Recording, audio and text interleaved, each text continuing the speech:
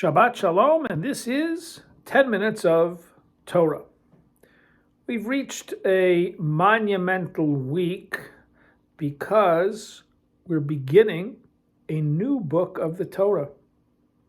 It is the third book of the Torah called Vayikra, or in English, Leviticus. Now, Vayikra in Hebrew does not mean Leviticus. Vayikra in Hebrew means, and he called, and that's because the name of each book of the Torah is the first important Hebrew word in that book. And in this case, it's the very first word of the book, Vayikra, and he called. So the name of the book is Vayikra. By the way, just to confuse you, that's also the name of the Torah portion. You could think of one as Big Vayikra and the other as Little Vayikra. It's the name of the Torah portion because just like the books of the Torah, the name of each Torah portion is the first important word in that Torah portion. Well, this both begins the book and begins the next Torah portion. So the book is called Vayikra, and the first Torah portion is also called Vayikra. Now, the book of Leviticus, or Vayikra, is a particularly unique book in the Torah.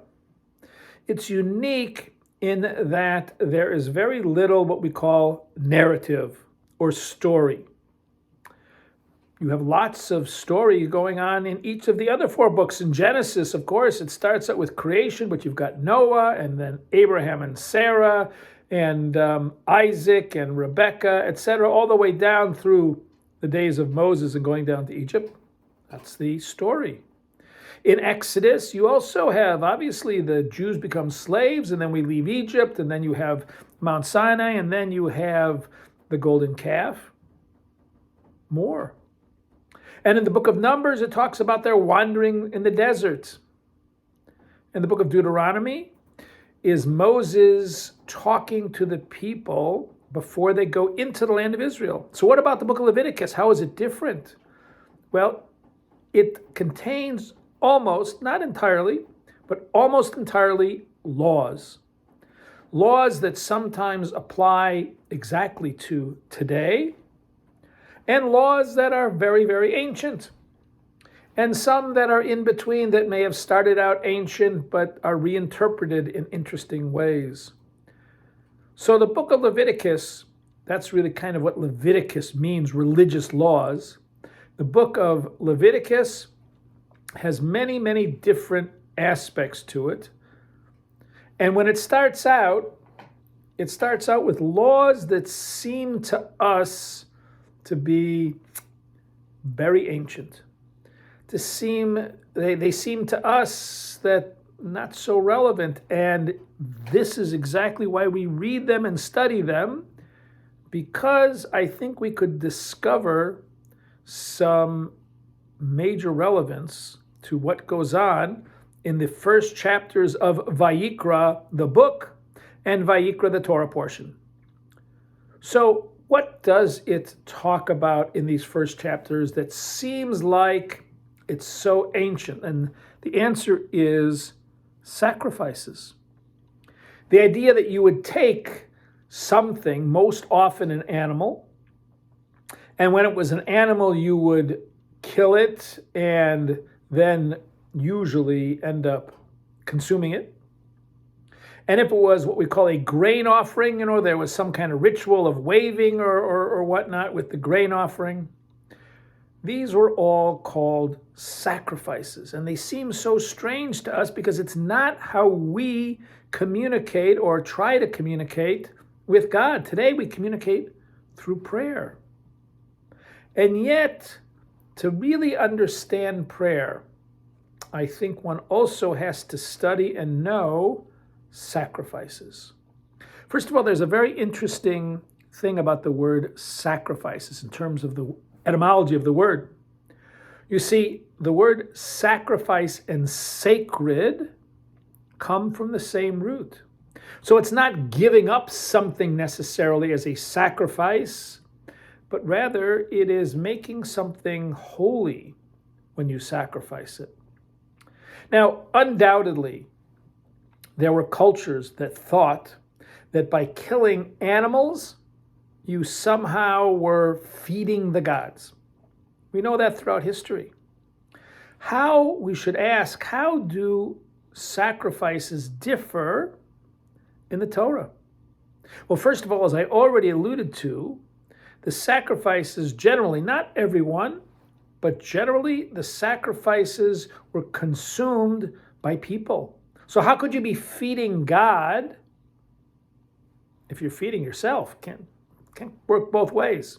So the Torah took what looked to be the giving nourishment to God and instead said that this is how you give nourishment to human beings.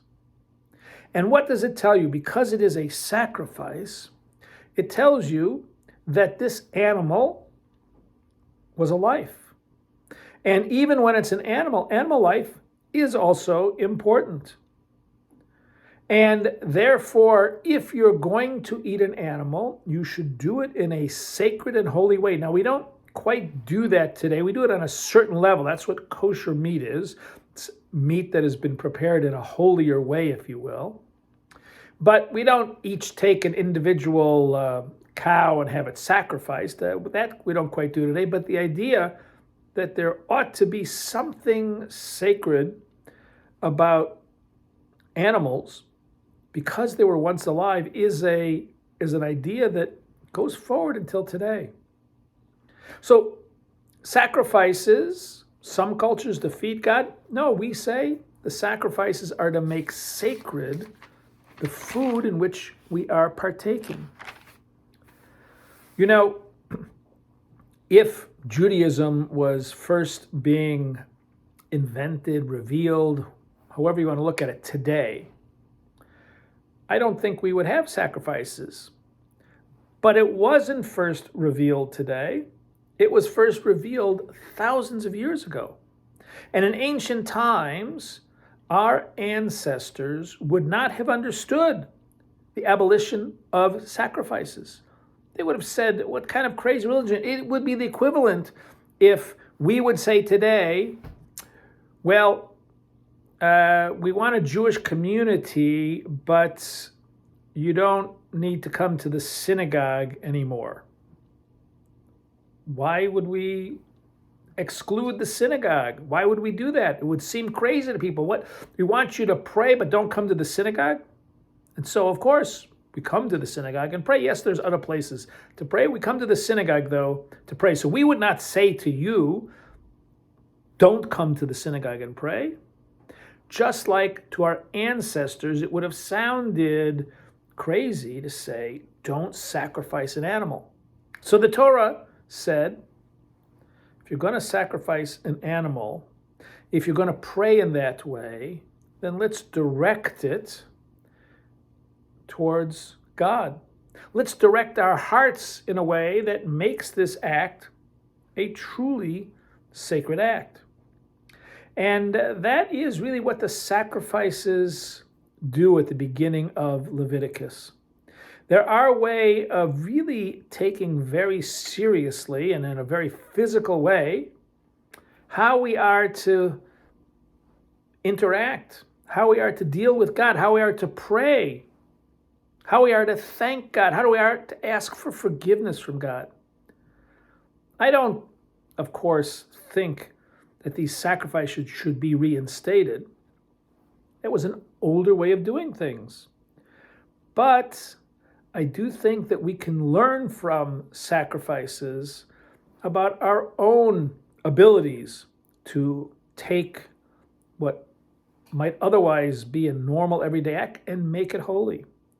We can learn from the idea that we need to sometimes sacrifice something to be able to give proper thanks for it. So we begin Vayikra, Leviticus, and Vayikra, the Torah portion, all thinking about how do we translate sacrifice into the sacred. This has been 10 Minutes of Torah. Shabbat Shalom.